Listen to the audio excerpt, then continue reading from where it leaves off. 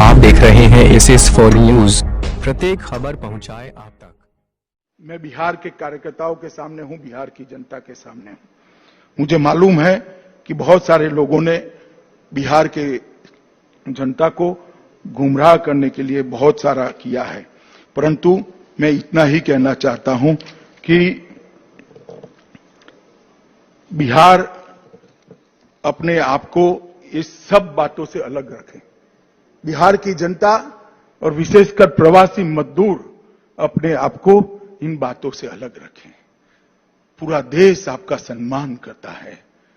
मैं आज इस मंच से कहना चाहता हूं, इस मंच से एक्नॉलेज करना चाहता हूं, देश का कोई भी हिस्सा हो, चाहे मुंबई हो, दिल्ली हो, हरियाणा हो, गुजरात हो, कर्नाटक हो, तमिलनाडु हो, जो विकसित है इसकी नींव में जाएंगे तो मेरे बिहार के प्रवासी मजदूर के पसीने की महक आती है।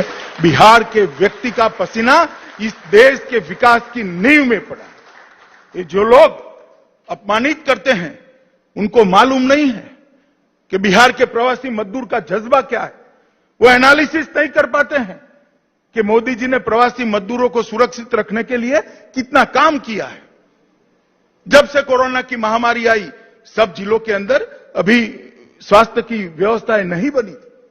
मोदी जी ने वीडियो कॉन्फ्रेंस कर भी प्रदेश के मुख्यमंत्रियों को कहा कि जहां जहां प्रवासी मजदूर है, यूपी का है, बिहार का है, उड़ीसा का है, बंगाल का है, नॉर्थ ईस्ट का है, उसको सम्मान के साथ रखा जाए, इनके कैंप बनाए जाए, इनकी भोजन की व्यवस्था की जाए और भारत सरकार से खजाने से 11,000 करोड़ रुपया वो प्रवासी मजदूरों के भोजन के लिए तुरंत ही इन राज्यों को दे दिया गया।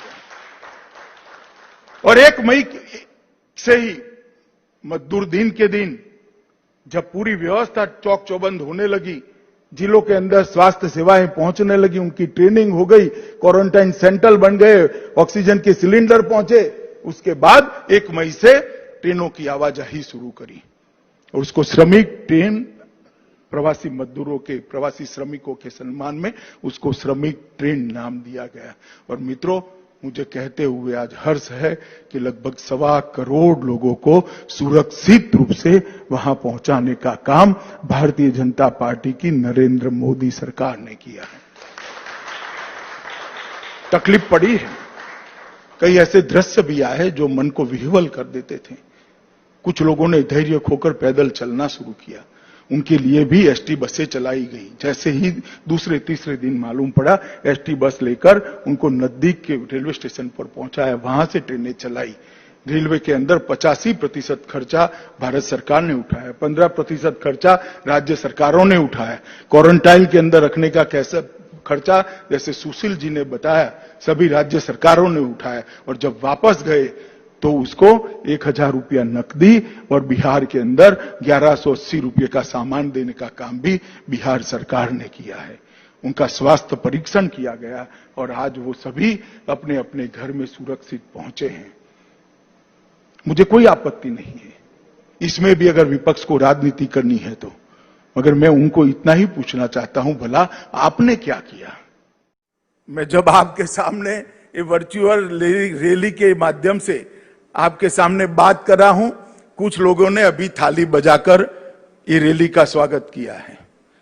मुझे अच्छा लगा कि देर सवेर मोदी जी की अपील को उन्होंने माना और कोरोना के खिलाफ थाली बजाकर जंग के अंदर वो जुड़ गए। कुछ लोगों ने इसको बिहार की चुनावी सभा कहकर कहा। मैं ये सभी वक्र दृष्टा लोगों को कहना चाहता हूं, इस रैली का चुनाव से कोई स्नान सूतक का संबंध नहीं है। ये भारतीय जनता पार्टी है जो लोकतंत्र में विश्वास रखती है। भारतीय जनता पार्टी है जो जनतंत्र में विश्वास रखती है, जनसंवाद में विश्वास रखती है, जनसंपर्क में विश्वास रखती है। अब जब कोरोना की महामारी के सामने हम सब लड़ रहे हैं, कैसे संपर्क हो सकता है? तो क्या सब अपने घर पे बैठे रहे? हम जनसंपर्क का हमारा संस्कार गंवा दे? हम जनसंपर्क के संस्कार को बचाए रखना चाहते हैं। मैं जगत प्रकाश नड्डा जी, भारतीय जनता पार्टी के राष्ट्रीय अध्यक्ष जी को बहुत बहुत बधाई देता हूं कि 75 वर्चुअल रैली के माध्यम से देश भर की जनता का हर मंडल तक संपर्क करने का उन्होंने जरिया प्रदान किया है। और ये रैली कोई चुनावी रैली नहीं है। ये रैली कोई राजनीतिक दल के गुणगान गाने की रैली नहीं है। ये वर्चुअल रैली है देश की करोड़ों की जनता को कोरोना के खिलाफ जंग के अंदर जोड़ने के लिए उनके हौसले बुलंद करने की रैली है। ये रैली है आत्मविश्वास से भरपूर, आत्मनिर्भर, जगमगाता भारत बनाने के नरेंद्र मोदी के आह्वान के साथ देश की जनता को जोड़ने की रैली है। जो वक्रदृष्टा लोग इसमें भी राजनीति देखना चाहते हैं, मैं उनको पूछना चाहता हूं, किसने रोका है भैया आपको? दिल्ली में बैठकर मौज करने की बजाय पटना से दरभंगा तक एक वर्चुअल रैली ही कर लेते। किसने रोका था? मित्रों, आज मैं जब आपके सामने ये वर्चुअल रैली के माध्यम से आपके सामने बात कर रहा हूं, कुछ लोगों ने अभी थाली बजाकर ये रैली का स्वागत किया है। मुझे अच्छा लगा कि देर सवेर मोदी जी की अपील को उन्होंने माना और कोरोना के खिलाफ थाली बजाकर जंग के अंदर वो जुड़ गए। कुछ लोगों ने इसको बिहार की चुनावी सभा कहकर कहा। मैं ये सभी वक्रदृष्टा लोगों को कहना चाहता हूं, इस रैली का चुनाव से कोई स्नान सूतक का संबंध नहीं है। ये भारतीय जनता पार्टी है जो लोकतंत्र में विश्वास रखती है। भारतीय जनता पार्टी है जो जनतंत्र में विश्वास रखती है, जनसंवाद में विश्वास रखती है, जनसंपर्क में विश्वास रखती है। अब जब कोरोना की महामारी के सामने हम सब लड़ रहे हैं, कैसे संपर्क हो सकता है? तो क्या सब अपने घर पे बैठे रहे? हम जनसंपर्क का हमारा संस्कार गंवा दे? हम जनसंपर्क के संस्कार को बचाए रखना चाहते हैं। मैं जगत प्रकाश नड्डा जी, भारतीय जनता पार्टी के राष्ट्रीय अध्यक्ष जी को बहुत बहुत बधाई देता हूं कि 75 वर्चुअल रैली के माध्यम से देश भर की जनता का हर मंडल तक संपर्क करने का उन्होंने जरिया प्रदान किया है। और ये रैली कोई चुनावी रैली नहीं है। ये रैली कोई राजनीतिक दल के गुणगान गाने की रैली नहीं है। ये वर्चुअल रैली है देश की करोड़ों की जनता को कोरोना के खिलाफ जंग के अंदर जोड़ने के लिए उनके हौसले बुलंद करने की रैली है। ये रैली है आत्मविश्वास से भरपूर, आत्मनिर्भर, जगमगाता भारत बनाने के नरेंद्र मोदी के आह्वान के साथ देश की जनता को जोड़ने की रैली है। जो वक्रदृष्टा लोग इसमें भी राजनीति देखना चाहते हैं, मैं उनको पूछना चाहता हूं, किसने रोका है भैया आपको? दिल्ली में बैठकर मौज करने की बजाय पटना से दरभंगा तक एक वर्चुअल रैली ही कर लेते।